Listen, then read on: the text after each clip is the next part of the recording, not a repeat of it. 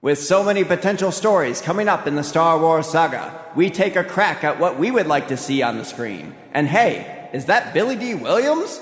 All that and more on Chatter Squadron.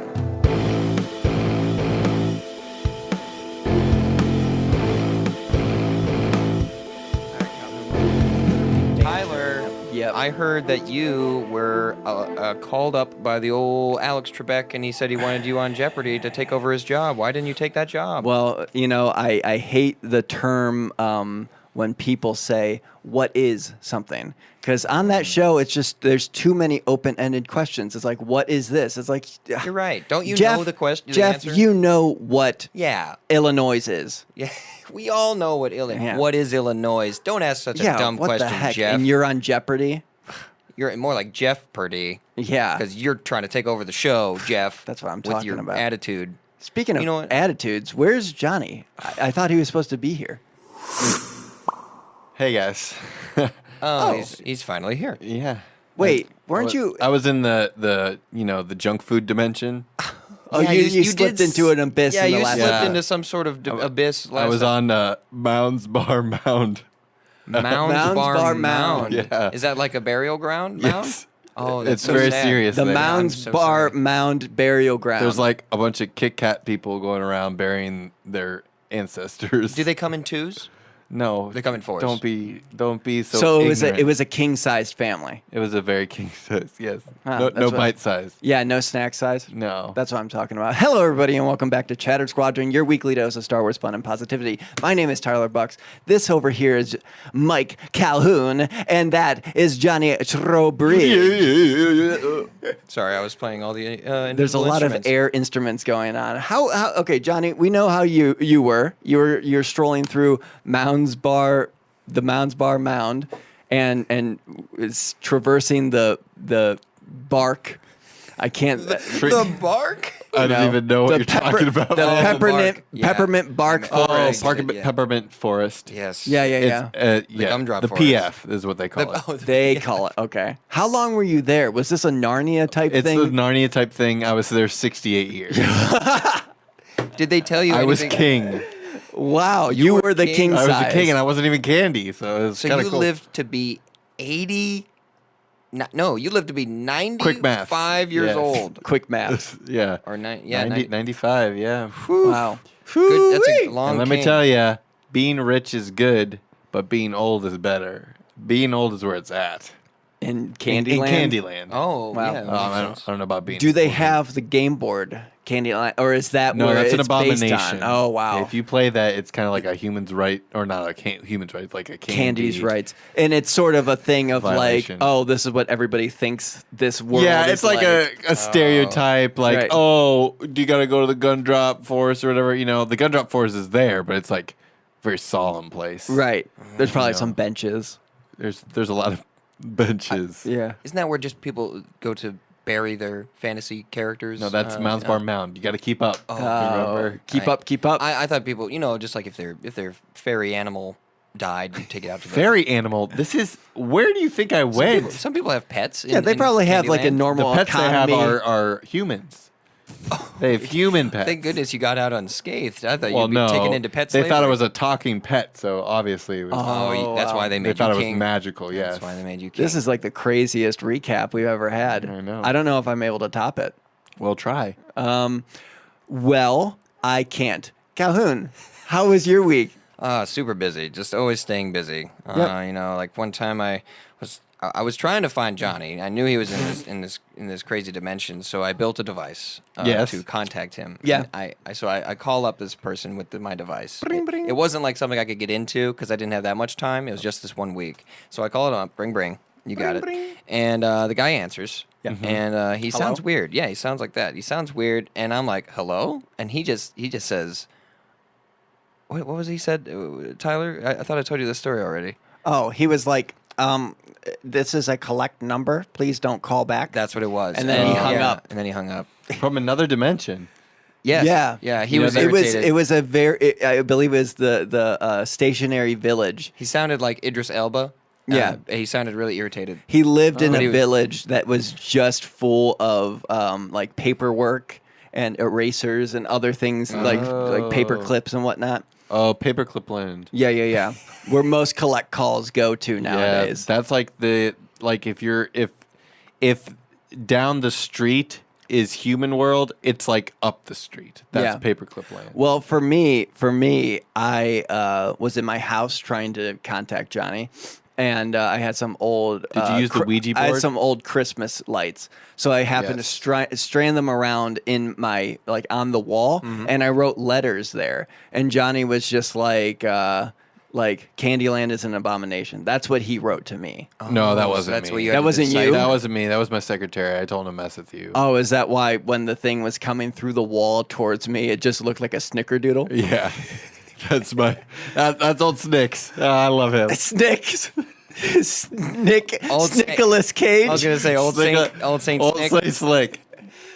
Okay, Nicholas. He has many jobs. Hey, if this is your first time listening to Chatter Squadron, we talk about Star Wars And Christmas. and Christmas. This is getting to be an After Dark episode. Oh, yeah. Hey, guys, welcome to Chatter Squadron After Dark. If this is your first time listening to us, too, with an After Dark episode, it's when we record at night. And And it's that's all Sometimes it it is. gets a little goofy. and it's really hot in here. Yeah. It's real warm. When we've talked about it before with After Dark, how when we usually record, it's like at the beginning of the day, and we're just like spry, we're ready to go. But when we do After Dark, it's literally like we've just lived an entire lifetime, and now we have to come here and try to Look each other in the eye and be like, carry all the baggage from the Tell day. me all the news. Give me the news. Give me these things. Give me the deets. Let's talk about news. How about that? I'm in. Let's talk about the fact that Billy Deeeeee Williams seems to be in on episode 9. Give a Oh round my of applause God. to that glorious- BDW. And I heard, here's some insider sources. I heard that he is working with an acting coach on how to cry on command to be able to do a Good Lando luck. crying scene in episode 9. Good luck beating that one. So Johnny, when we do predictions for episode 9, is a Lando crying scene going to be another one? No, dude, you've gotta never happen. played slots, obviously, because you got to give up when you win for the first time. I have a feeling that it won't be hard to get a Billy Deeeee Williams crying scene. We just have to, off the side of the set, one of the crew members just needs to pour out a bunch of Colt 45. Oh, He's like, He "What a would- waste." He'd be like, "What have you done?" I've seen a lot of tragedies in my life. Yeah, that's what he would say. This takes the cake. This takes the cake. Wow, that was pretty good. Well, what do we have here? An idiot. Oh, So this is from StarWarsHub.net, our good friends at Star Wars Hub. We'll be going to them in a little bit after because we posted our question there, and we'll be able to answer your guys' questions through them. But what they wrote is sort of a rumor roundup. And what they say is, all right, once again, this is rumor control. Here are the facts. Over the past couple of days, there's been many sites such as Hollywood Reporter, The Independent, Mike Zora, Polygon, MovieWeb, and more reporting this as fact. Yet, this report has yet to be confirmed by Lucasfilm or Disney. So if we've been hearing or seeing articles or videos on Billy Deeeee Williams returning to portray the character of Lando Calrissian in the final film of the sequel trilogy, Episode 9, please take it with a grain of salt. It's only a rumor. Unlike the sites above, I'm not saying it's confirmed. So with that being said, we're going to see Lando back, guys. that's right. But so It what would be foolish not to, right? wouldn't it? Yeah. What do you guys think about seeing him again? I'm so excited. It would be perfect. I don't know what his role would be.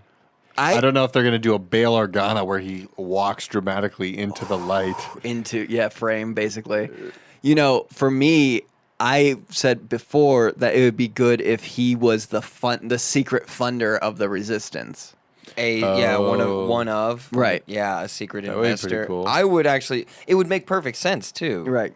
His former affiliation with them. Obviously, he's good friends. After Last Jedi, there's like none of them left. So what if they all go there because Leia's with them?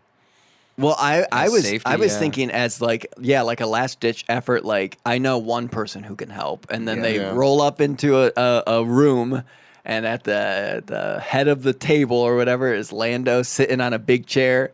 Probably with a cane. Why not? Why not? Just I kind want of. I want him dressed in all white and gold. White and gold. See, I was seeing him in like red and purple. I was seeing him in black and gold. Ooh, I like that too. I'm seeing him in black and yellow, black and yellow, black. Remember when that was a big thing? No. I remember when that was a big thing. Yes. Yeah. Anyway, I'm glad it went away. But I've always said this. I just want him to go, well, what have we here? To Ray, and Ray just be like, what the heck? Who is this old guy who's like pretending like he knows something? And then someone to be like, well, actually, this is the investor. You know what I mean? Yeah, This is the guy, you know. That would be really. Yeah, it would be a fun scene. I'd like it. Little And they bait and brought switch there. Yeah, they brought him back with Solo. They did. I mean, they've already, they've kind of teased our interest. Mm-hmm. I have a feeling that this was always the plan, that they were going to write him into the third one, bring him back just for old time's sake. I don't want to see him die. I don't want. I already know that we're going to see some sadness in this movie. I don't. Want I to see him die. posted that, that was a rumor on Star Wars News, and that was everybody's thing was, well, they're just gonna kill him. And here's the thing for that, they probably will. Yeah. I don't know. It's just to me, that's the thing. It's just Lando. I know Johnny is in love with him. How dare you? But continue. Just that. It's it's He's a good Lando. actor It's to play a Lando fun character, Calrissian. Yeah. And No, he'll live. he'll outlive everybody. He'll live. Well, he'll escape. He won't outlive Poe Dameron. Poe Dameron will live beyond everyone because His beautiful eyes. because of Oscar Isaac. You didn't hear about this because Oscar Isaac told JJ, "I'm not going to do these movies if I die." Because the past 8 movie roles he had in a row were just he died. Well, yeah. He died in every role. And he's he- I just don't want to die. And then his man." next big one was X-Men. Yep. As the bad guy. He Right. gets killed in Gets that. killed. Yeah. Spoiler alert. Spoiler alert, Annihilation, he gets super dead. Right. So Oh yeah. it's He dies a lot. That's a good point. So, I mean, Is he the Sean Bean of now? and that's also kind of, yeah. Although Sean that's Bean's a- still Sean Bean. That's a fair negotiating stance as an actor. Look, I've died in all of my movies. Right. Can't you please just let my character go? Well, if anything, honestly, his arc in The Last Jedi, and then even in The Force Awakens, it kind of seems like he's the guy that should live out of basically everybody. Mm-hmm. We almost saw Finn die, Yes. which was. Were you guys with me too? Of yeah, he probably if he went out that way, that would have been great. That would have been an awesome way to go out. I had this discussion last night with a coworker. Yeah. How, really? They're not going to kill Finn? That's a little bit of a... Because That would have been a cool way. his whole thing was he was running from the First Order. The whole that was his whole character. that was his basically. arc. It was just And then it was that would have been perfect. It was literally him riding straight into the heart of the First Order. But I guess, I don't know. It didn't really connect with me that much, but the idea is that that's what makes us different. Yeah, is we're not because supposed to we hate. want to survive, and we'll do what we can to preserve life. But I don't know. It was pretty emotional to me Yeah, me when he was riding and his ship's starting to fall apart, and I'm like, oh my gosh, this is it, man. That part specifically was what we were discussing last night, me and my friend. The one thing that I was kind of rolled my eyes at a little bit in that situation is first of all, how can you not kill him after putting him in the beam? His ship's falling apart, but his skin is intact. That's a good point, yeah. So that was a little bit of okay, I'll suspend my disbelief. Maybe if he was Star Wars. outside the beam and then swerved in. That's getting wishy-washy. Or even if there was glass in his cockpit. Yeah, right. There's a windshield. I joked. I was like, he had a really good headset. His headset was keeping him safe. He was blocking it with his Yeah. headset, or the one couple bars that was in front of him. But no, so bringing it back to Lando, yeah, he might die, he might not. To me, that's the thing. To me, it's a matter of how he's used. Yeah, I have all the confidence in that they'll write his character fun and funny. If he's used, he won't be a Bail Organa where they just throw him in to be like, oh look, it's Bail Organa. Yeah, I could. They're not going to do that. I don't Billy Dee Williams still sounds like Lando. Yeah. He voiced Lando in Rebels Yeah. a year or so ago. He still can do it. That's my point. So to Do you think we'll see a lot of nods to Rebels? That was going to be my next question. maybe That's the last time we, as a collective fandom, has seen him. well that it- and it- Solo. Well, I was just talking about most recent, like just time period. Right. I hope they have those squid that can do a hyper jump. Oh, in Rebels. I thought those were pretty stupid. I'm going to be honest with you. Well, that's the thing. The Yuuzhan Vong, you mean? I can't. Oh my gosh, I can't make a judgment on that yet because I didn't watch it. I wasn't there for when they explained how these things did it. So to me right now, I was just like, oh, I guess those things just warp them. They just warp They it. just warp it. Anybody They want use some their sushi? tentacles. Yeah, it's got to warp it up here. But no, so Billy Dee Williams, I think he'll be great. Everybody get ready. He's probably going to die. But I don't know. I don't know. That's okay to me. That is okay to me. I have two Monster. people kind of like, Monster. why? Okay, Johnny, Maybe he. Okay. go in on. 20 words or less, tell me why Lando should survive episode 9. He probably will die. 1, 2, but 3, I'll tell 4, you 5, this. 6. I don't like it. I don't agree with it. But I like it. But I- but I accept it. But I accept it. No, I like it. Oh, I so was- you like if he would die? Okay. The Calhoun. only way that I will accept his death is if he dies in the arms of a droid. Oh, yes. Full circle. Lobot. He dies in the arms of Lobot. And they kiss. And they kiss. Calling it now. as he's stroking Lobot's long, glorious head thing, Yes. It's like Lobot. pressing buttons back there, whatever that does. It's L3. He plugged into Lobot. Oh, it makes so much sense now. No. Let's talk about for literally the briefest of seconds. Lobot is like the worst name of a Star Wars character. Yeah, it is. Well, he's not a robot. Well, he's Larry Robot. It's seriously. There was Larry. I'm learning as we research for the show more and more that is a standalone thought process that has to happen with Star Wars creative. Well, it's not jazz, so let's just call it jizz. Well, he's not a robot, so let's call him Lobot. Like, They took no seconds to Right. think about Kind it. of like a lobotomy is what I took Oh. it as. yeah. that's I know, but yeah. still, it's like. But still. But when you Yeah. first hear it, your immediate thought of like, oh, it's just robot with an L. But it's also morbid too because it painted the first instance of or the first experience we had with Lando is it's like, wait, would you lobotomized a guy? You're like, no, he's a robot, but his name's Lobot, so it's just a morbid robot. yeah, he's like the decraniated he's guys. just walking around But in a those guys living were hell. made by an evil person. Yes. Was They're it that creepy. doctor guy? Yes, Dr. Doctor Azkaban. Acula. I don't know. Wasn't it Cornelius something? I don't know. Cornelius Fudge. But Good. It's here it is after that's dark. Johnny, our encyclopedia of Star Wars knowledge. Yeah. Hey Johnny, what was the name of Red 6 on the trench run? Trent. Trent Run. This is Red 5 reporting for the Trench Run. Hey, Red 5, what's your name again? This is Trent. This is Trent Run.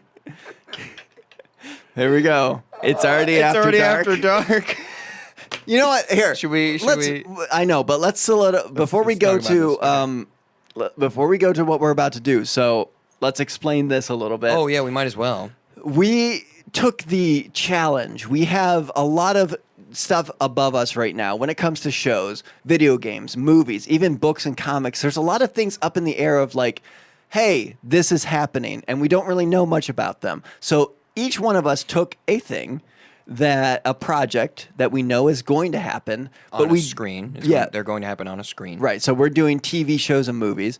We're taking the little information that we have and the backstory that these creators, have done before, and we are using it to go, okay, What do we want? what do we want from these people? Money? Do we want information? So that's what we're about to do. We're about to go to a break and kind of go over what we think could happen in these creative things. But something that is not creative is the person who's still on our Tiny Chair, Tiny Victories. This person in this chair. Whatever that your name is, we don't know if it's an L or an I, but L Coses 1022. I don't even want to say your name. He said, put that bone in Calhoun. Ugh. We said not to do this, and he did it anyway. And the only way for us to get this guy off the chair, he's kind of stinky. I'm just going to throw that out there. He stinks, and I don't like him. Oh my gosh, is Ron Filtermore's here. Ron, how do you feel about this guy saying this? I don't know why you guys keep it here. Every time I want to clean it up, you say, no, we got to keep it until it's replaced by someone that overpowers him or something. I don't even know how that works. You know, Ron, I wanted to say something to you now that you're... Then say it. Now that you're here. You know, I on Instagram, I like to interact with the listeners and everything. One of the questions that somebody asked us directly was how old you were. And I told them that you were 63 years young. And you just celebrated that birthday. So happy birthday. How did you celebrate that, Ron? Well, thanks. My 63rd birthday? Yeah, your 63rd birthday. I do a lot of good things on my birthday. I like to have fun. So Okay. I go out on the town. Define fun for us, Ron. Well, you know, I go out to the town with my brush and my broom, and I clean up the streets. That sounds fun. I empty the garbage that's Yeah. left. Some of the city folk, you Right. know, they're not as clean as some other people. And you know what, Ron? I know you love to do that. If you noticed, I left your birthday card on the floor. Oh, you did? Yep, Oh, there it you is. have to- yep, there I'm it gonna is. go get it. Oh, man, it was nice seeing you guys this And week. the money that I put in there is somewhere on the floor over there. Oh, I think our dog Jojo is eating it right now. $2.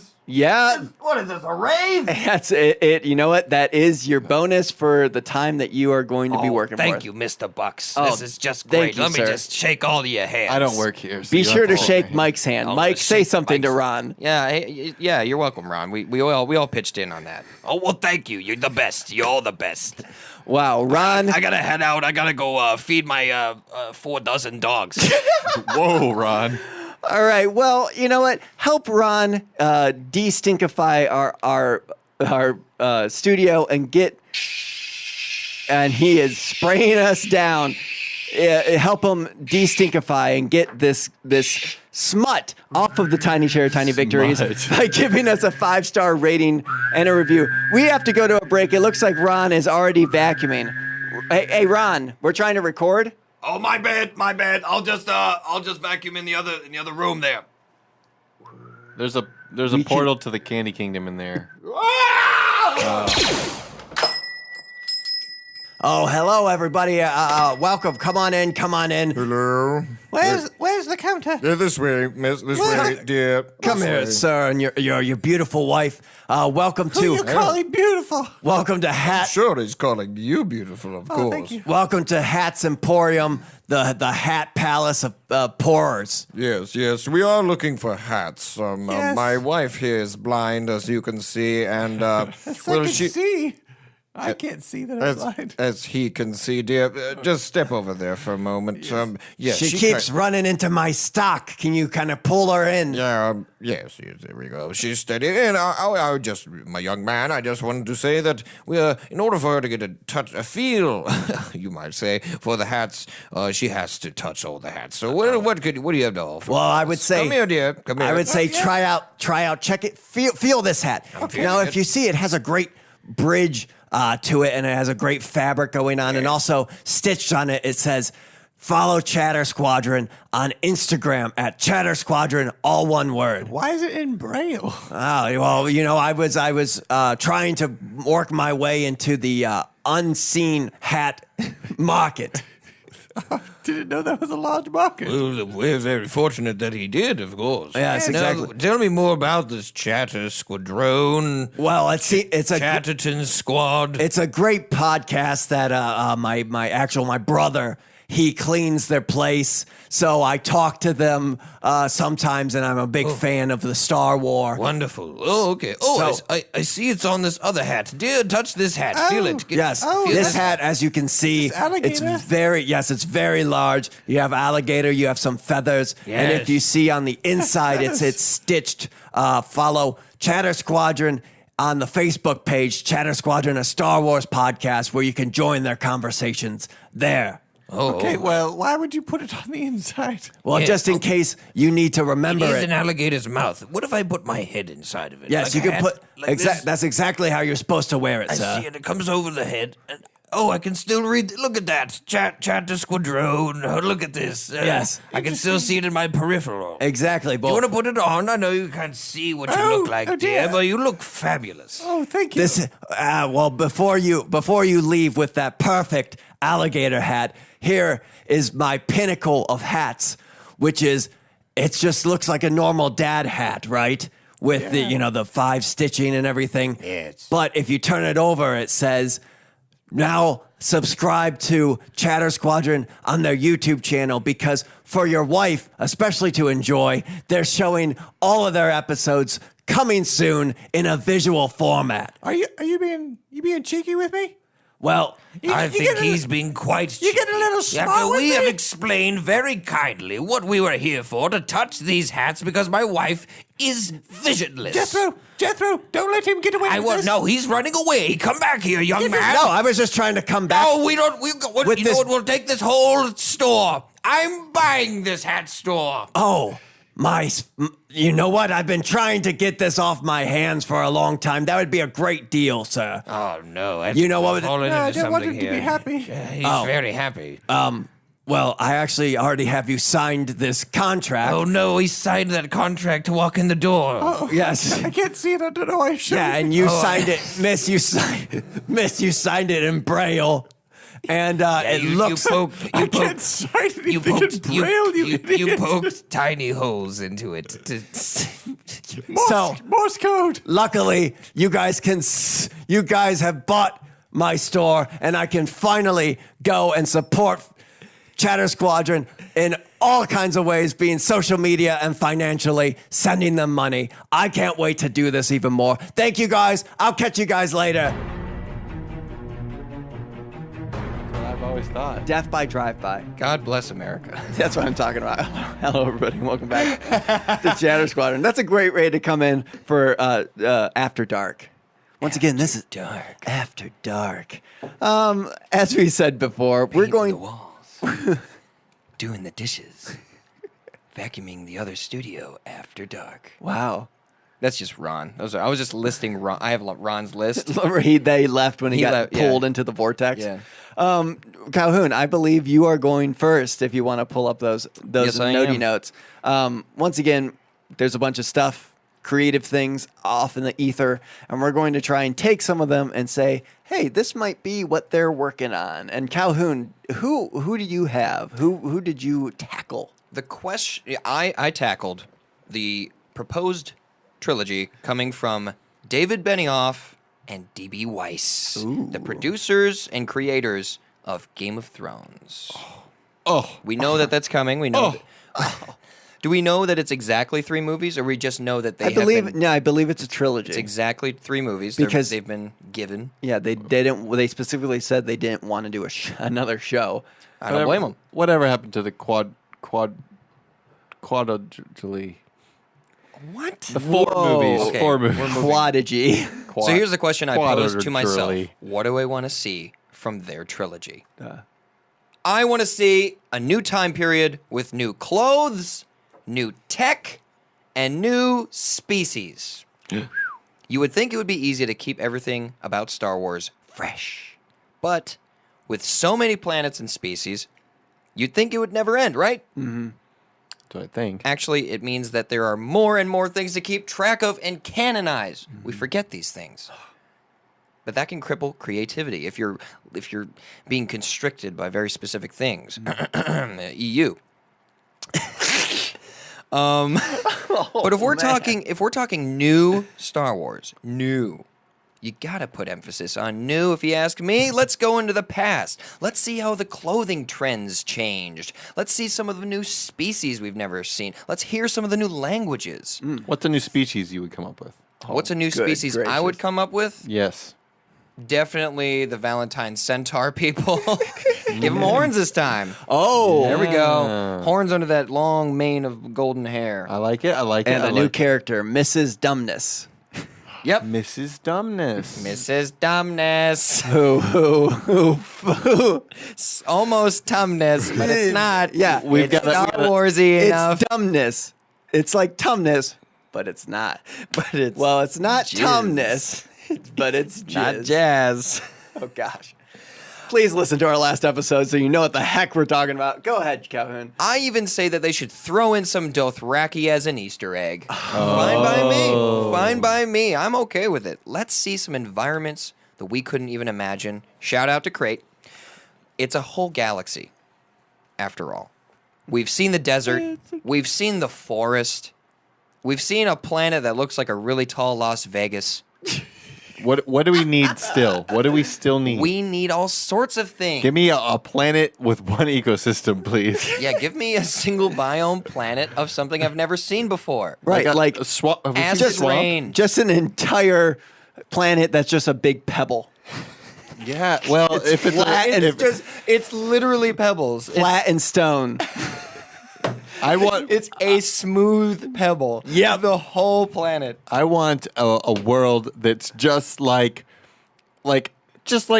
suburbia, but like everywhere. So there's no downtown. So and like- there's no rural. So It's like just- a ripple in time. Yes. There's Yeah, not yeah. even stores. Just It's a bunch of- people are bartering their own like china for canned goods. Yeah, And yeah, just yeah. a bunch of kids are on their driveway just bouncing a ball. You mean a wrinkle in time? Whatever the heck. You don't even know. What else do I want? Yes, please, God. I want tense dialogue scenes. Okay. I love drama. One of the very few issues I had with Solo was a scene in which Drayden Voss was explaining just how insignificant Beckett and Han's lives were to him. He was extremely menacing, and Paul Bettany played him perfectly. But in the scene, it just didn't have the proper weight, in my opinion, because the music was playing a little loud. They had the music playing loud enough that it was a little distracting, and it was taking away from the words that they were saying, the dialogue that they had. And it was good. They're good actors. Right. The writing in Game of Thrones, which is what I'm basing my predictions on, is full of these kinds of tense conversations all the time. And they're very well executed.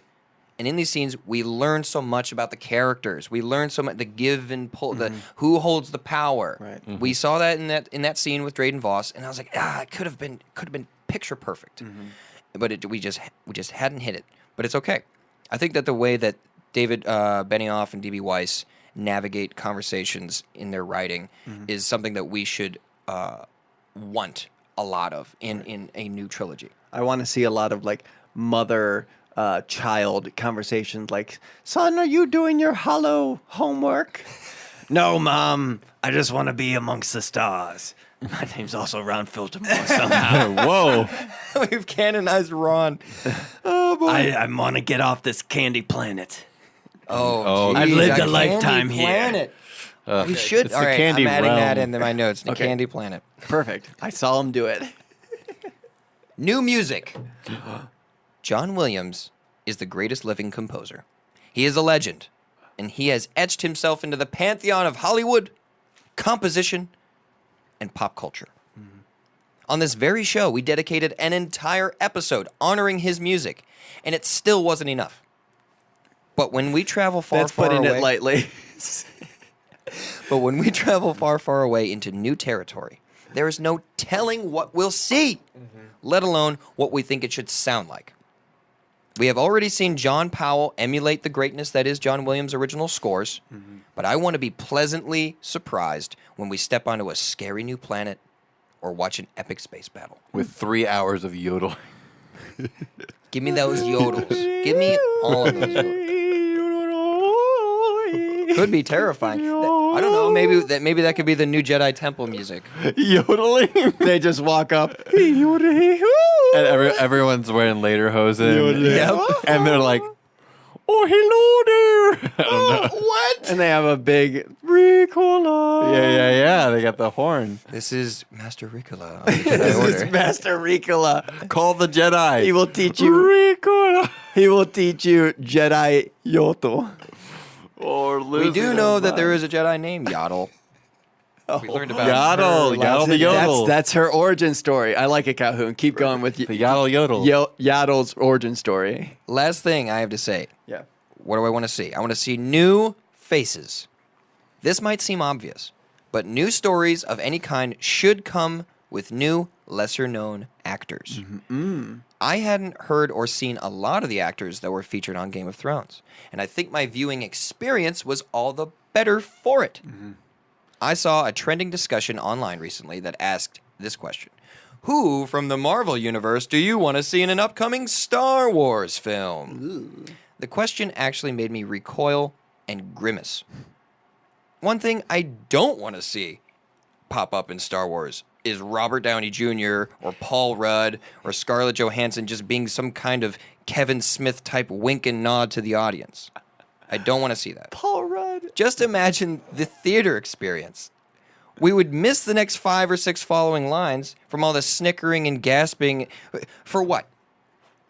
No reason. It sounds just for fun. It sounds like all around you are familiar faces of worn out places. Worn out faces. Bright and early. To the daily races. Trying to drown my sorrow with no tomorrow. No tomorrow. To be honest. Yeah. That's how I would sum it up. Yeah. So you're looking for tense dialogue. You're looking for a lot of strong storytelling elements. Yeah, I want to see. I don't want to see Game of Thrones in space, but I want to see what they brought to that show. Brought to Star Wars. Right. So something you were saying you don't want to see something like a Kira moves to Tatooine and starts training crate dragons. And one of the I do great wanna see dragons that. is I wanna- Paul Rudd. He's like, hey, it's just The intense me. sun has bleached her hair white. Oh. You know, one of the dragons could be played by Benedict Cumberbatch. That's true. It'd be a callback to a bunch of things. And then yeah, everyone would get their Marvel nod. And their Lord of the Rings nod. He does play a good dragon. He crawls around on the ground real good. Have you seen him do the I've motion seen it, cap? but I just Yeah, like it's how real you put goofy. that. He crawls on the ground real good. This sucker, he slaps the top of Benedict Cumberbatch. This sucker can. This sucker can crawl around on the ground real good all day. All right. Memes. Would we like memes? So now that I've painted this picture for you guys, do you think you could imagine some sort of, I don't know, a trailer or something like that for one of these films that they're going to produce? I can think of something. What do you think? What do you think it would sound like, Tyler? Well, in a world, well, several worlds in space, One of them's a pebble. one of them has acid rain. All of them have dragons. Dragons abound. I can't leave without my dragons. But what about the village, Kira? Queen Kira? I mean, just Kira? Just call me Kira Lisi. Hey, it's me, Paul Rudd. Paul Rudd. Paul Rudd, I wait. just wanted to show up in this dragon costume as a real goof. All right, I'm gonna head out now. You'll see such tense moments like Ant-Man on DVD. tense moments such as when Jilly can't fix the carburetor on her brand new speeder. I can't fix this thing on my spinner! I'll Look help at you. my new clothes in this new time period of the galaxy! Where will I find these parts? Hey, I can help. I am Iron Man. I'm cutting it short there. This fall. Oh, here we go. This fall. Coming to you in real 3D. It's Star Wars, like you've never seen it before. Game of Dunes. Perfect. Oh Holy wow! I think goodness we gracious. nailed all of the horrible things that could happen. And And some of the amazing things. maybe a couple of amazing things. Johnny, what? we're waiting on bated breath for your. I was going to say what if scenario. That was a while ago. Who are you tackling? What creative license are you going? Well, on? everyone knows the offshoot of Jon Favreau's Pizza his movie career. I heard that he's gonna make a show or something. Right. Yeah, something After like the that. pizza is good To plug his pizza. oh yeah, good idea. Okay. So yeah, he's doing a TV show. Yeah. With live action, and it takes place after 7 years after Return of the Jedi. Okay. So between Return of the Jedi and Force Awakens. I thought it'd be funny if we did a pilot. If I did and not like a pilot, almost like the first 2 minutes of the pilot. Oh wow. Just to give you like a taste. Okay. So can. I'm gonna have like a little notes and Do you need this backtrack? I'm gonna need that. You know what? Play me a little ditty on your sax over there, and Yeah, Calhoun is going to play this himself. yeah, I'm gonna play this for he's John. actually a one-man band. Wow. Look at him busting out all those instruments. Go for it, John. That's Or Calhoun. He's warmed up. Wow. Really working that hi-hat. All right, Johnny, what was this? All right, here we go. I'll handle the ivories over here. Coruscant Nights. The camera starts with a low fly over the Coruscant city. It's raining. Slowly fades from color, and all the light changes neons to a black and white. It spirals slowly down into an alley. We arrive at a clouded glass wooden door reading Dr. Boba Fett Esquire. Private Eye.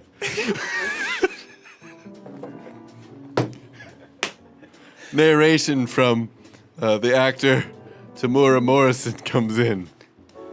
The city is a disease, full of filth, and I'm the janitor with a mop in my hand.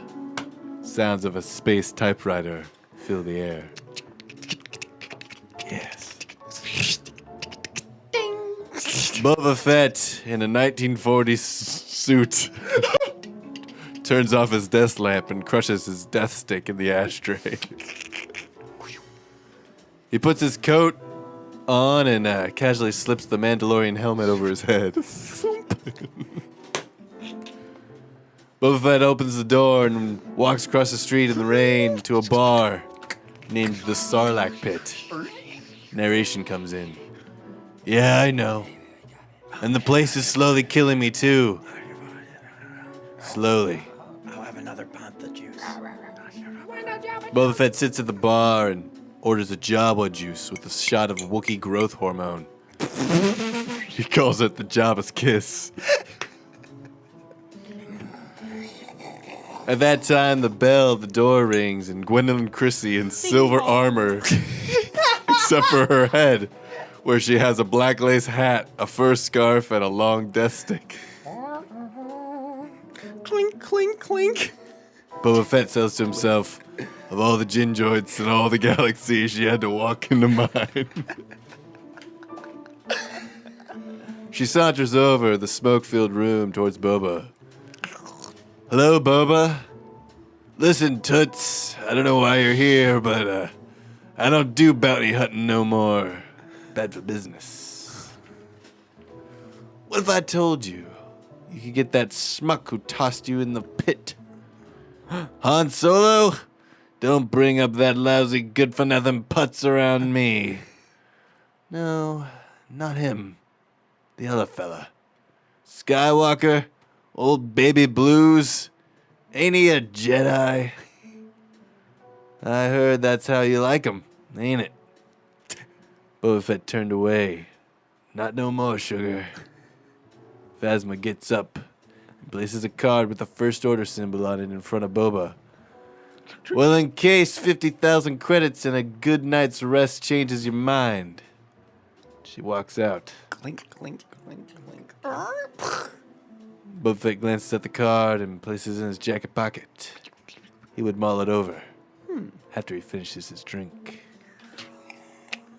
Thin. That was a beautiful painting that you painted us there, my friend. Oh, Wow. thank you. I can see this the hazy smoke That's Me too. yeah, that, right now. And is it shot like an old, like maybe even Twilight Zone, where it's just like a stationary camera, basically? I'm picturing Casablanca type, with a That's slight, what I- slight angle, you got going on. That's what I was getting from it. I was like very Casablanca. Was It's a lot of blue smoke. Why as is it blue? As it goes on, is there going to be like flashbacks that are kind of like rounded on the edges of like when him and Phasma were in love? Yes, there will be. The first time. He goes a hunting Luke Skywalker. That's the whole show. And what do you know what happens between the two? We'll find out. It may not end well. I like to imagine that they prefer to kiss with their helmets on. They do. Oh, big onto helmet play. Yeah. I was gonna go into that he changed to the color of his armor to orange, but I didn't. It was black and white, so I couldn't do that. Yeah. It's a bummer Why would he change it to orange? because green wasn't working, obviously. Oh, so just to make sure, because Han's vision was so blurry that if he was orange, he would've maybe been would like, have missed Oh wait, him. Yes. that's an orange thing. Or maybe even red, as in like stop. I Orange was going to means say, caution. if he was orange already, he might have just blended in with the sand and he could have just snuck around. Yeah, Right. orange sand. Orange sand. It was pretty orange. Hey, After George got done with it. the question I have though is, does the Sarlacc pit ever come into it? Like, are they friends now, or what happened between him and the Sarlacc pit? It's like one of those things they dive into later. Maybe Literally? Maybe yes, quite literally. Pun intended. Well, Yeah, maybe he goes back and sees him because he needs a favor Oh, he goes back and he needs a favor from the Sarlacc from pit. the Sarlacc pit. 'Cause Wow. they've had so much time together. Yeah, you know, yeah, like, of course. kind He's an old he's an old CEO, or what is that, CO? He's like, what do you civilian know? operative or Pit. He calls him Pit. pit. Yeah. Interesting. Any other closing thoughts? I was listening to a lot of 1940s radio shows before I wrote this. I'm okay with that. Well, maybe, I don't know. This might turn into a 1940s radio show at some point. I would hope We so. do know that Jon Favreau likes to put himself in his movies, so Would he be the Sarlacc pit? I was could be gonna the say bartender. I was going to say he might have been bartending, Yes. or it was taking place at his pizza place. Yes. Or- the pizza place, Sarlacc Pit. The Sarlacc pit. They call it the Sarlacc Pit. That's a great bar name. But I said that. I know. What's great about it would forgot. be too is if Jon Favreau toted around Boba Fett, like he was like his butler or like driver, basically. Yeah. That would be. That would be pretty good. All right, let's move on Moving let's move on to what I wanted to tackle. And this was a challenge I kind of gave myself because it's something that I've been trying to think forever of how the heck this is going to happen, because it's something we've known since right before The Last Jedi came out, and it is Rian Johnson's trilogy. And especially since after that has come out, there's been the controversy and stuff. Rian Johnson has been a name that gets thrown around a lot lately. So it's interesting to see how he's going to tackle this new, trilogy. So what I have kind of prepared is basically I wrote an article, and I'm basically going to read you that article. So, Rian Johnson's trilogy. Johnson said this in reference to his new trilogy. He wanted to go someplace new, meet some new folks, tell a new story. But what does that mean? Does new places mean somewhere in the galaxy we have never seen before? Do new folks mean we won't see familiar Star Wars characters? Many of these questions are still up in the air, but I will attempt to answer them to the best of my abilities now. The place. When we think about how large an entire galaxy is, you might think it's easy to go someplace new. That isn't as simple as it sounds, though. The Clone Wars, comics, novels, and of course the movies have all showcased countless worlds in the galaxy far, far away. But this is a place we haven't seen before. The unknown regions. This area of the galaxy has been talked about more and more in the new canon, from Thrawn to Snoke. Seeds are being planted that there is something more on the outskirts of the galaxy. The characters. The where may be easier question to answer compared to the who. Who will these people be that the stories are following? Well, as mentioned before, Thrawn and the Chiss Ascendancy are the two biggest things we know are located in the unknown region. So, right there, we have the enemies of the story. While we don't certainly know much about the Chiss Ascendancy, we can assume that they're a cold, calculating group that would be doing everything they can to bring order to the unknown regions. Who would be the main protagonist in the story? If you ask me, Star Wars needs one thing as a constant: Jedi. Let me take a step back and explain how and why we would see Jedi. I would set this story after the Great Jedi Purge of Episode 3. Now, we wouldn't know that necessarily. We're just in the story. You know, there's not a big boom. This is when it happens. This is the you know. I could see it very much like a Force Awakens lead up, where it's a lot of teasers that you don't really know where they're going to go with that. So we would be introduced to a small order of Force sensitive students who are early in their knowledge of the Force. We would follow a single character learning the ways of the Force by their mysterious master, a survivor of the Purge who fled to the unknown regions. Our young Jedi protagonist is just trying to gain power in order to help his family and his people from Chiss rule. But as he dives deeper into the Force, he realizes that there is something bigger than he could possibly comprehend waiting for him. While we have seen someone discover the Force like this many times, this time is different. This time, waiting in the unknown regions, there's something we have never seen before. Well, only once. There is more than just light and dark. Something else is there that shrouds the system in mystery. There is power like we've only ever seen once, but not on the big screen. There is the One. There is the Father. So. Oh, Abeloth. Abeloth. Oh. Yep. There's the Father, and why? Jar Jar Binks. Why are the Father. Why are the unknown regions so shrouded and weird? I wonder why. They So smoke too much. So what the whole thing that's where the Sarlacc pit is. It's just they let out all of the death stick smoke. Yeah, there's a muffler from Coruscant pointing towards the unknown regions. Giant, that they call it the Great Muffler. Is that Great what? muffler? Wow, is there a whole episode? Of my thing, yeah. Yeah. He's like, we're walking down the Great Muffler. Oh gosh, It's been here for millennia. Yeah. Stinks. Smells. good. Smells good in my nostrils. So yeah, Question Go for ahead. you. Go ahead. The Chiss. Have we ever even heard of a Force sensitive Chiss? Canon. Yeah. Grand Admiral Sean. Grand Admiral Sean. Oh man, it's Grand Admiral Sean. Hey guys. Hey, I just got back from the smoothie bar. I got smoothies for everyone. Exactly. Yeah. Well, 4. They only can fit in this little carrier, but I got them for you guys. Sean.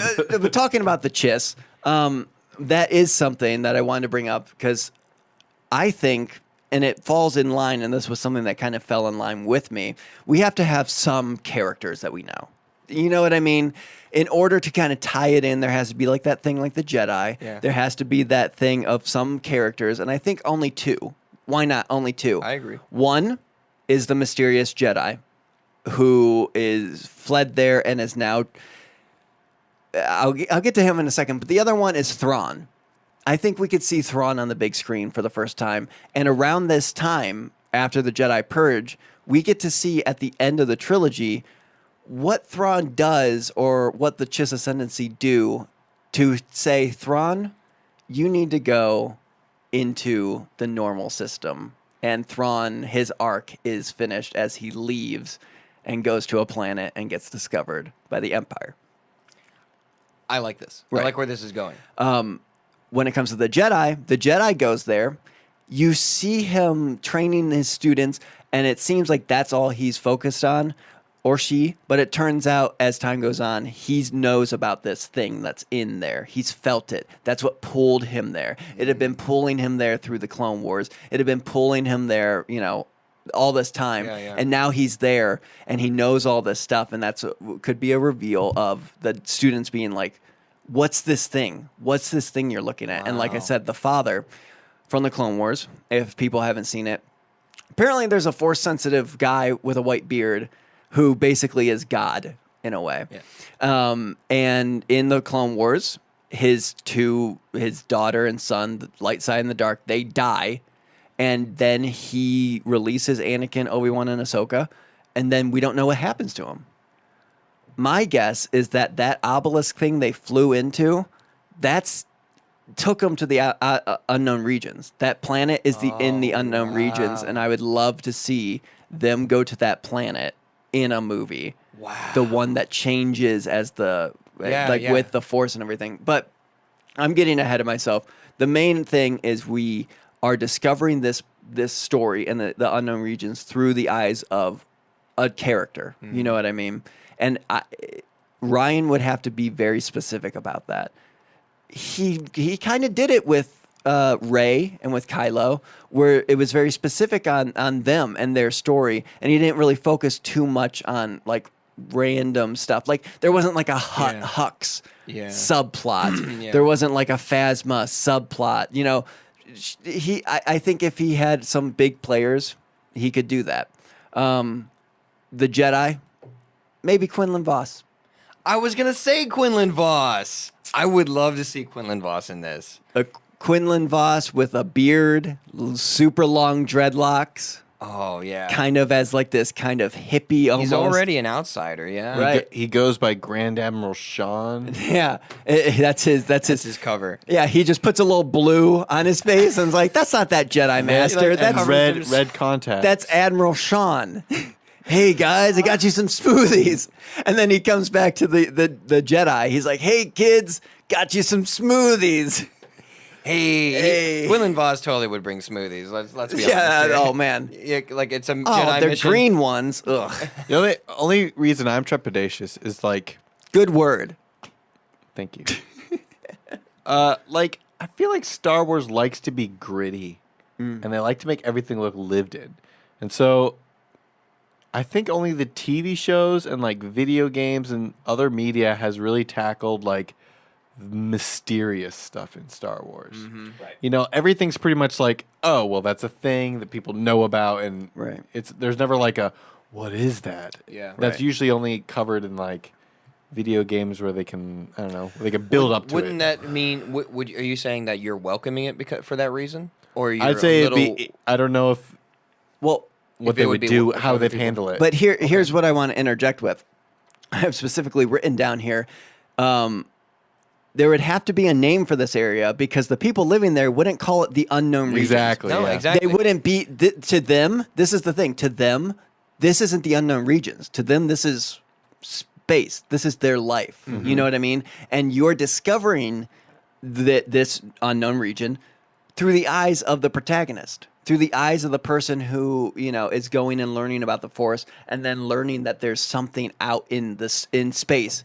Or whatever. And actually, while we were talking about that, if you remember, Quinlan has psychometry, the ability to touch something and learn its history. What if he finds an artifact? Like it could be anything. It could be a rock. It could be anything. I know, but region. think about if he found something. Oh my gosh, I'm having a creative idea here. What if? Because remember the ship.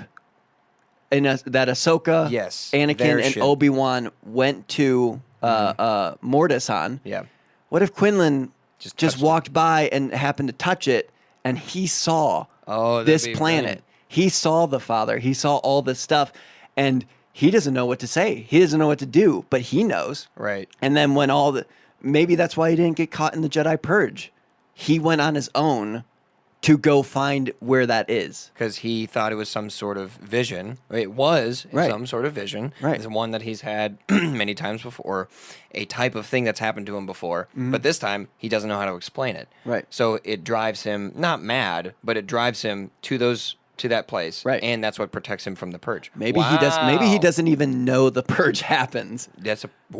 Like he's in a different part of the galaxy. Right. So how would he know? Wow, yeah, that's a good idea. But that's fascinating. I would, and thinking about that, there would be like a main bad guy. Obviously, I didn't really think that much into it, but Thrawn would not be the main bad guy. Yeah. Thrawn would be the kind of like almost Like a Vegeta character, anti-hero. yeah. I was thinking in Star Wars, Almost like a Kaiba to the Pegasus. oh Lord. Yeah. Oh, you mean Kaiba to Yugi? What? No. Kaiba is the antihero. Yeah. Pegasus is the main villain. Okay. I'm sorry. And so I know. I'm Get think- your Yu-Gi-Oh! No. references I right. was comparing him to the hero. Okay, the I hero being understand. the. I'm kind of thinking of Lando, this kind of guy who, yeah, I'm a part of this deal, but I kind of get where you guys are coming from too. You know what I mean? Yes. But no, so going off of what you were saying, Johnny, with it's not don't want to be too unknown. The unknownness of it would have to be like the characters, different, more mystical, more stuff you've never kind of like seen, less like hard flesh almost. Yeah. Some people, I don't know, gaseous. I don't know, like Gaseous. Yeah, I don't know. You could. Yeah, we could meet a character that's just a can of Aerosol. sentient gas. Of aerosol, like Ron Filtermore. Yeah, and when you spray it, more of that person exists. Ooh, Wow. it's a person in a can. Person in a can. Person in a Or maybe can. maybe person. PICs. So one of the things I said here in the, I like our ability to abbreviate things quickly. I'm feeling. Yeah. Thank Yeah. you. I agree. I'm happy that you noticed that. you mean our a? Never mind. You have to earn the gift. It's not bestowed. Okay. Wait, gifts and are The ability bestowed. to abbreviate It's not things. it's not would just NB. be- I get it. it would just be ATAT. So what ability To to abbreviate things. oh my gosh. Got that ATAT. Oh, and the weakness is the neck. Okay. The ascendancy would have to be different than the Empire. No faceless scores of enemies, no forced labor. They have an idea to make the unknown region safe, and they're going to do whatever it takes to get it there. So I don't want to see this like, we are Imposing evil. we are farmers. Bum-ba-dum. No, I don't want to see them as like we're the only thing and we're evil. We're like I want them because they are. They're cold. They're very almost emotionless. So play off of that. Play off this idea that they know what's right. They're going to do it no matter what.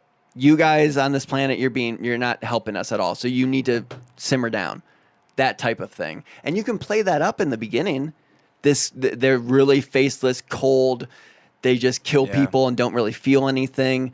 I would rather see that than just another.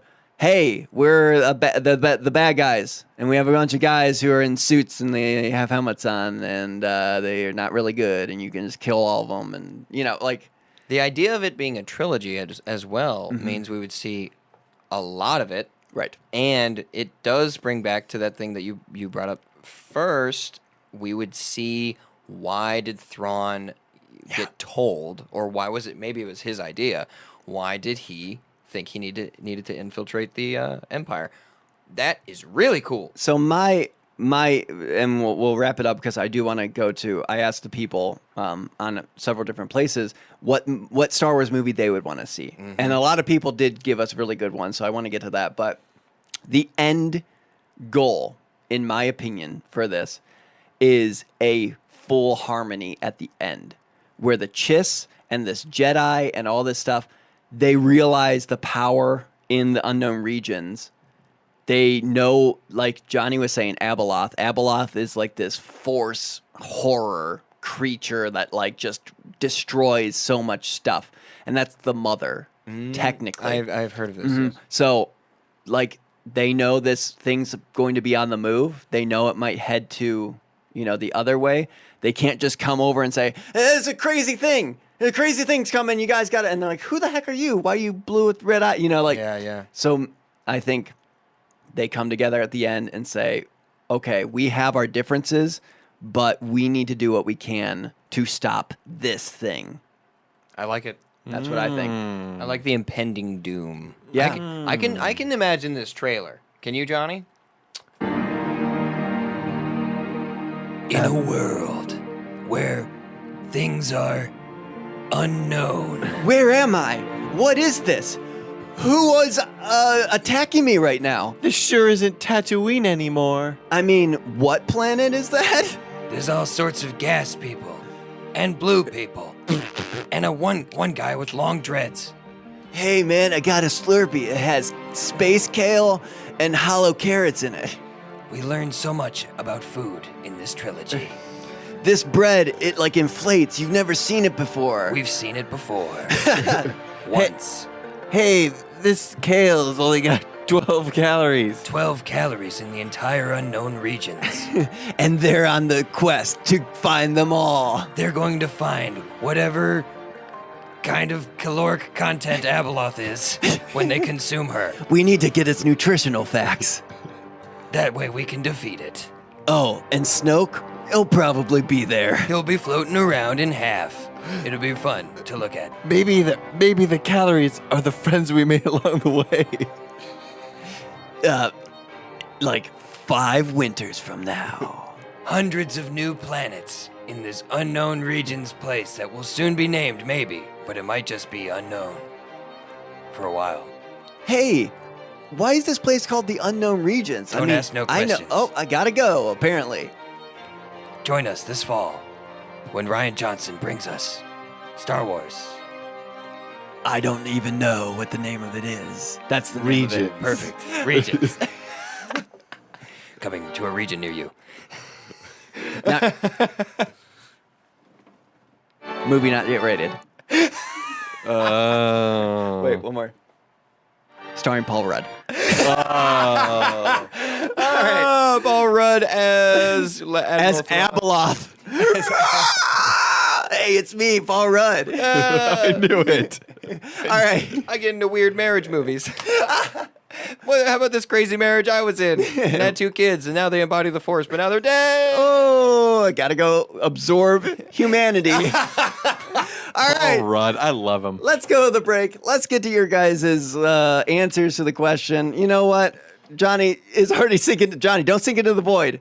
Johnny, we got a whole other part of the show. You can't sing into that void. Get up. I Get up.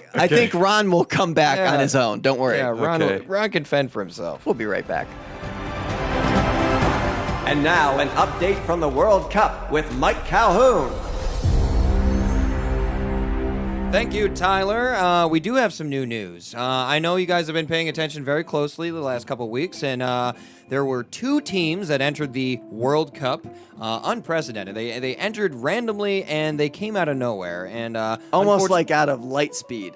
Kinda, yeah, very quickly, and then suddenly gone. It appeared, well, those 2 teams were both eliminated by Belgium. Unfortunately, I know, we had to learn the news last week. But this week we learn of a new team that has, I guess, injected themselves into the World Cup again. This is unprecedented. Unbelievable. But I have to report on it because I was cursed by a gypsy. All right, so it looks like that This is unprecedented. they have named themselves the Sequels Trilogy Starting 11. And So catchy, that name. it is. I think it fits perfectly on their team sheet. And they've given me their team sheet, actually. I don't know why they want me to report on this because I'm giving away their strategy, but I'm going to give it to you because Probably that gypsy. it was that gypsy. They're lining up in a 3-4-2-1 formation. Obviously. Very aggressive, very aggressive. They got one person up top. Who's that striker? What's his name? I think his name is Poe Dameron. What? If the coach came up and told Poe that he was going to position him anywhere else besides striker, he'd probably stage a mutiny.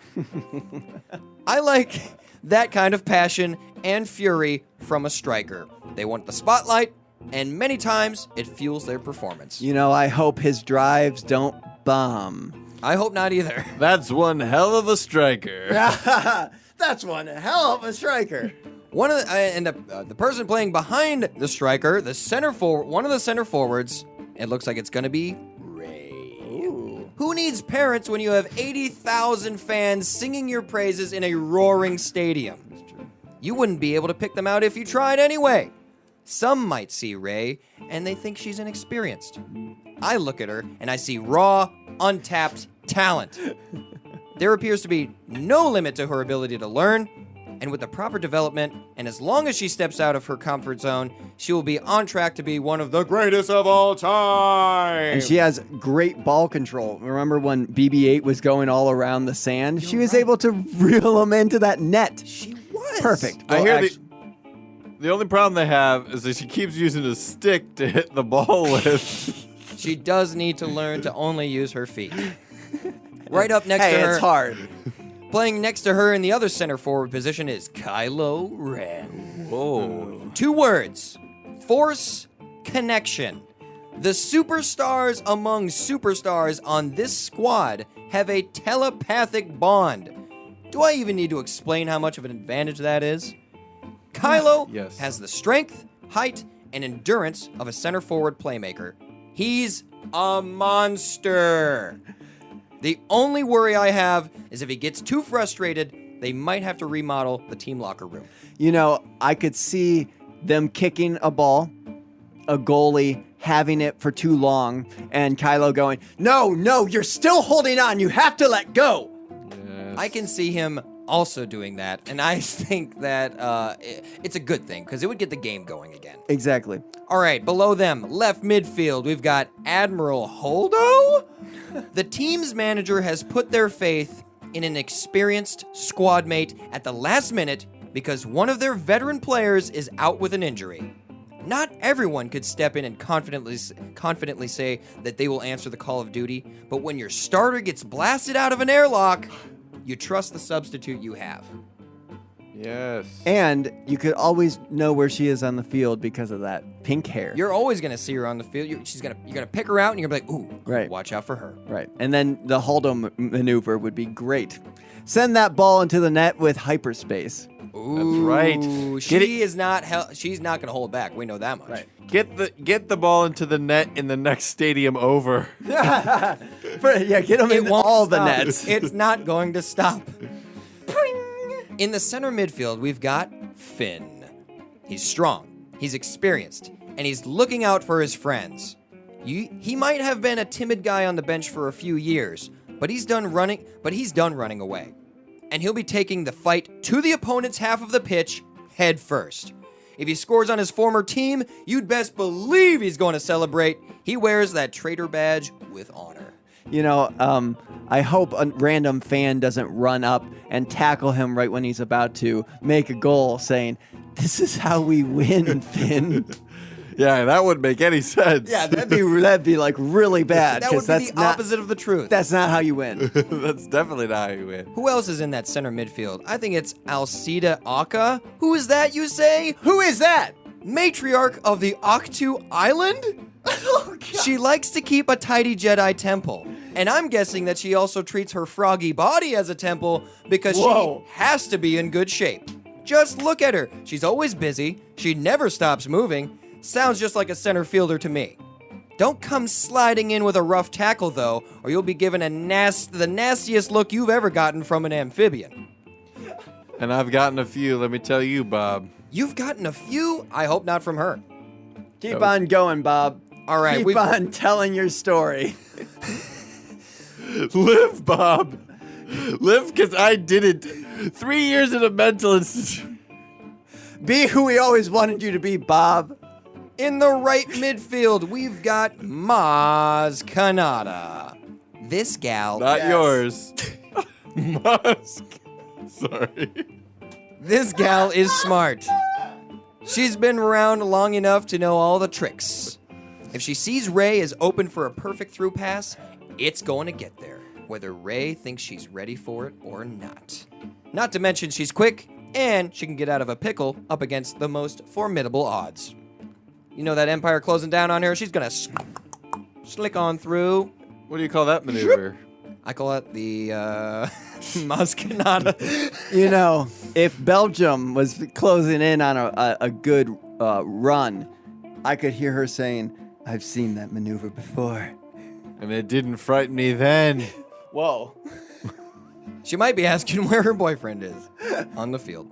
Center back, the defenders.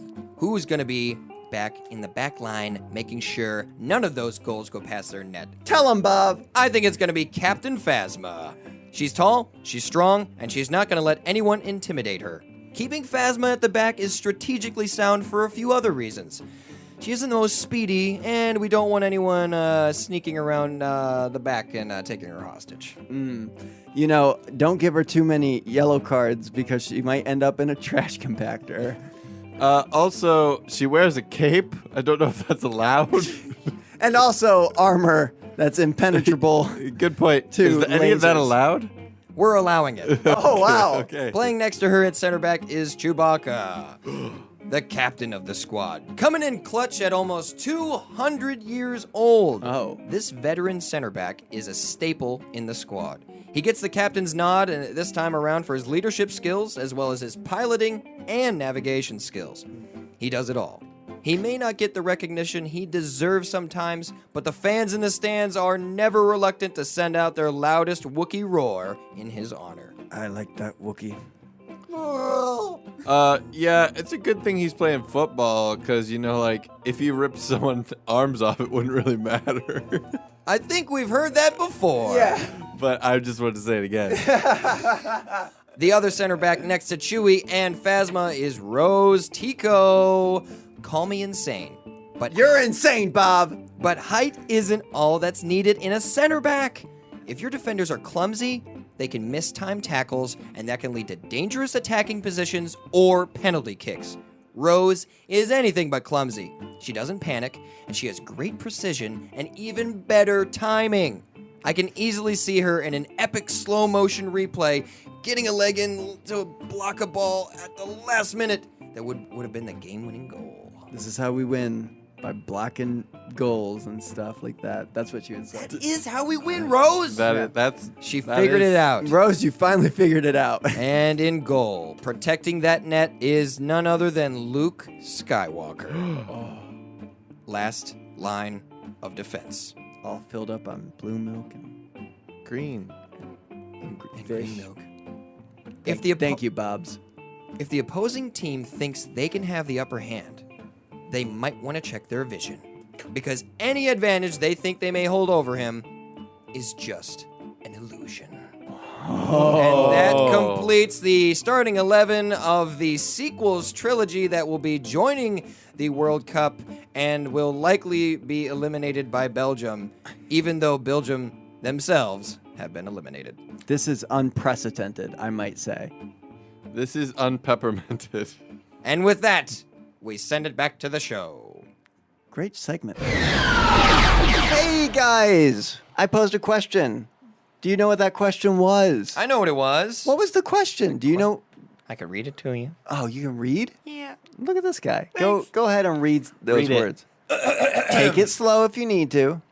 What would you want future Star Wars movies to be about? Did you end your question with a preposition? Yes. All right. This is over at the Star Wars Hub, our good old friends, the Star Wars Hub. Liam Norris says a movie featuring the life story of Ben Quadraneros. Ben Quadraneros. Looks like Ben Quadraneros got a... The correct question would be, about what would you like the future Star Wars movies to be? That sounds awful. That sounds completely awful. That is correct, That but is no one would correct. ever. No one. I would. Sean Casey You're a good says English student. a movie about the 501st. That would be cool. Ah, very cool. Yes. Yes. I have one from Instaham from yeah. Camera Cortez. How about this? An Untouchables style film about Jabba the Hutt. Oh my God, that's basically what I did. Kind of. Except at Jabba. Yeah, Jabba with a fedora. Oh my God. It's a giant fedora.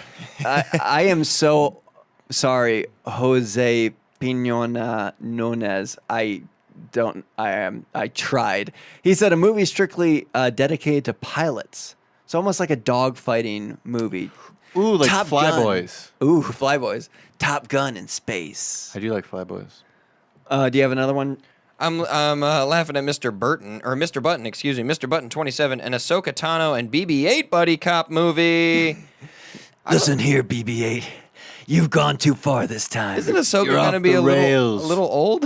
Ahsoka would be a little old, but I mean, Yeah, that's why BB she sounds like that now. and also why BB-8 would have to be the young spry one. Yeah. Hey, you've got balls, BB-8. Oh my God. Martin Frick said something that a lot of people probably could like, which would be the Old Republic. Yes. Check. Check. I mean, man, that's good. That would be a uphill battle if you ask me.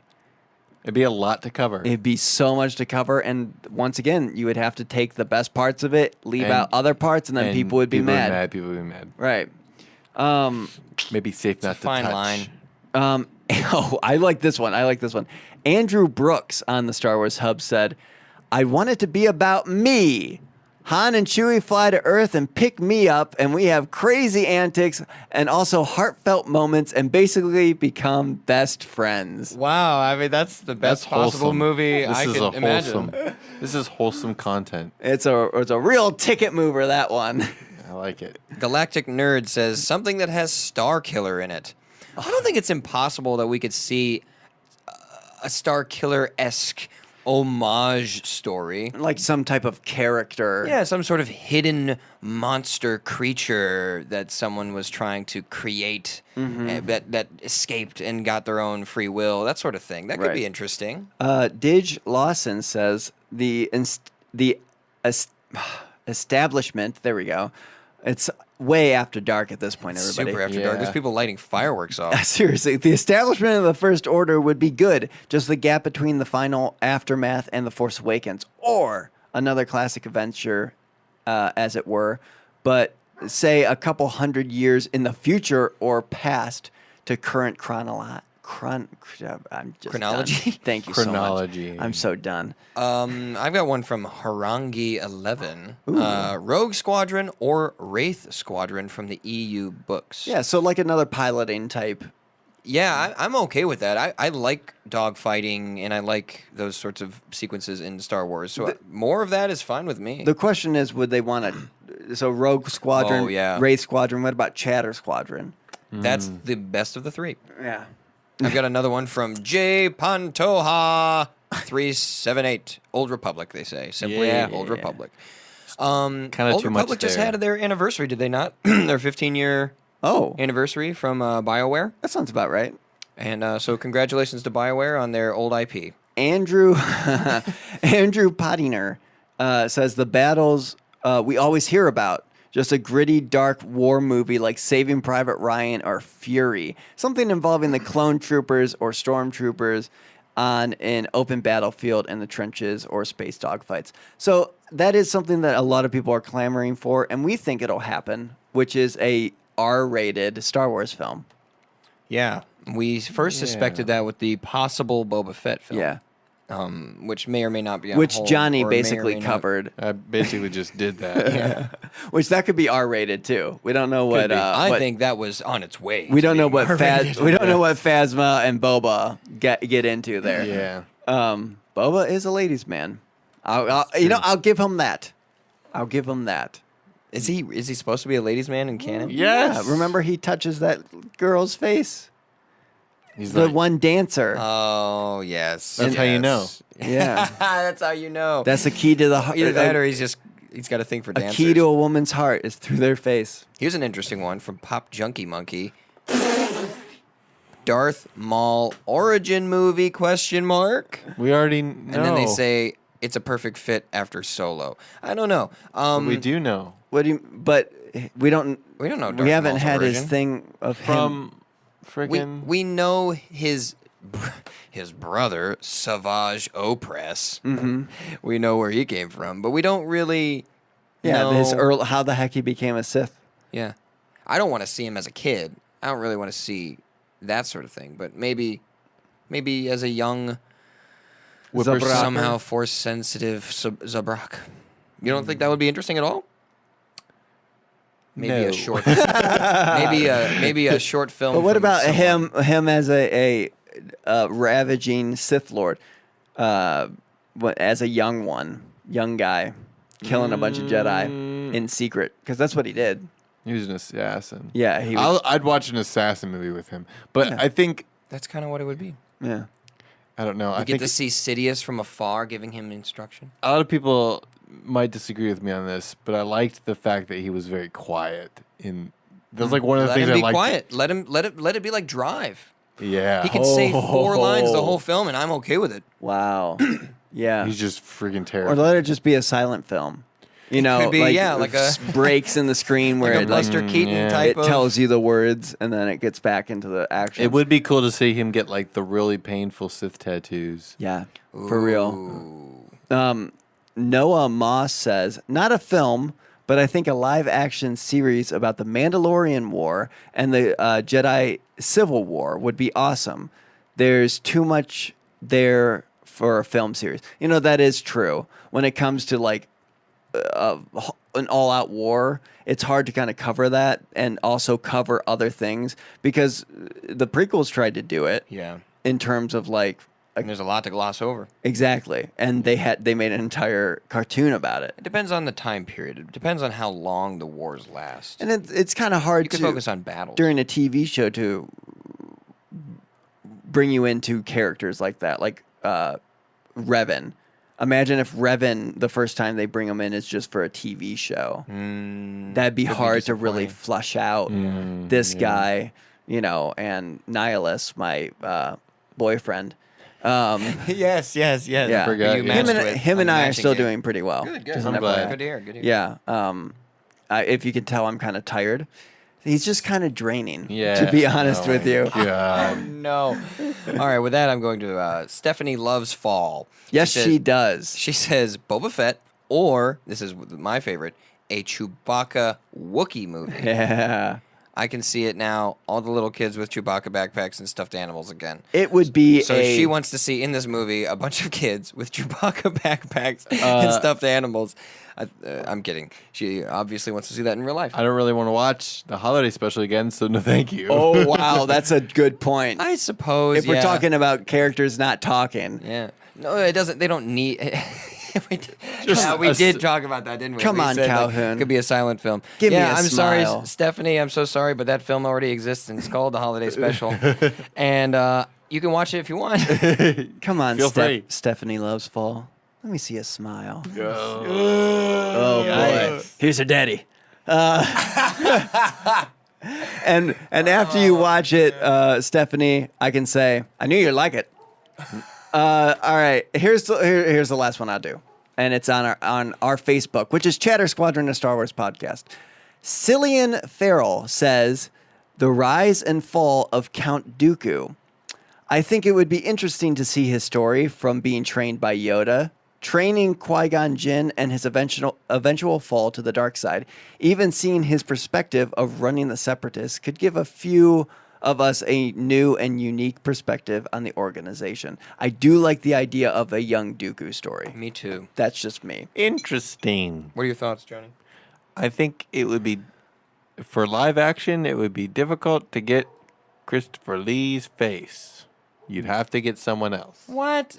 Of course, it won't be Christopher Lee's face. Right, it would have to be another someone. actor. It'd have to be you'd have to someone get a like different Donald Glover. But you just I was said, gonna say, him like- running the Confederacy, and he was obviously Christopher Lee at that point. I would see it would be ending.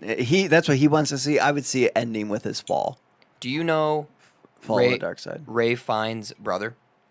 Do you know what his brother Joseph- looks? Joseph? Joseph Fiennes. Yeah, He could play a young Dooku. Really? maybe. Yes, he could. I would think actually Ray Fiennes would be better than You think Ray Fiennes would be better? But here's a question: what about already been Voldemort. Who would be Qui-Gon? Ooh, that's tough. A young really, Liam really Neeson. tall Irishman. You need a really tall dude with a big nose. Huge nose. dude. You know that freaking Liam Neeson would do We'd it have Tyler again do it. in a Tyler could play heartbeat. But a he young Liam wouldn't- Neeson. I know. Could I? Yeah, I think so. Yeah, you I could play see a a good little bit. Liam Neeson. A young Qui-Gon. Ooh. Let me tell you, midichlorians, they're the heart of the cell. They're the Powerhouse. The powerhouse. The powerhouse of the cell. But I don't know. Is this a close enough? That's good. Qui-Gon. His voice is a little quieter. You're doing a little bit more confident. He's confident, but he's reserved. Yeah. Yes. Who was the father? I don't sense anything. I Who don't was the know father? Who was the father? I'm just gonna. That's what the end of this episode is gonna peter out. It's just me going, "Who was the father? Who was the father?" There was no father. There was There no was father. no father. There was no father. Do I need? There was no father. Do I need to go that? Who was the father? Yes, you do. You got to be real Scottish. Just Just like Liam Neeson. yeah. I thought Liam Neeson was Irish. He is Irish. I don't know, man. You turd! You tried to gaslight me. Whoa. He is doing some weird stuff over there. Yeah. Some. What is I feel that? like After I'm gonna slip into the abyss. Oh, and Calhoun's slipping in the abyss. I'll go tell Ron hello. Yeah. Thank you. that didn't go to the right place. Does it go to the Kingdom? Oh no, he's making it there now. Johnny, did you want to talk about anything now that Mike's gone? I wanted to talk about the bank. The bank. That's a great way to end the show. Goodbye, everybody. We gotta go talk about a bank. Oh my God. We're doomed.